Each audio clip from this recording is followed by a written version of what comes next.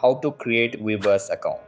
Hey guys, in this video, I'll guide you through how to create Weverse account. Alright, so let's begin. So, the first thing that you want to do is open the Weverse app on your mobile. After that, tap on Start Weverse. Then select your language and tap on Next. Then tap on Join or Login. After that, enter your email and tap on Continue. Then tap on Sign Up Now.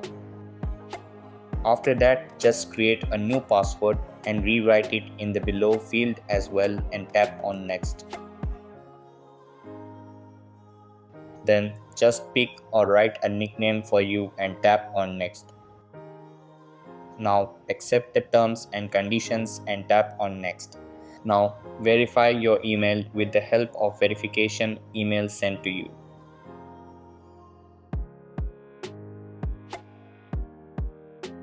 After verifying it, go to the login page of the app and enter your credentials. So that's basically how you can create Weverse account. So that's all for this video.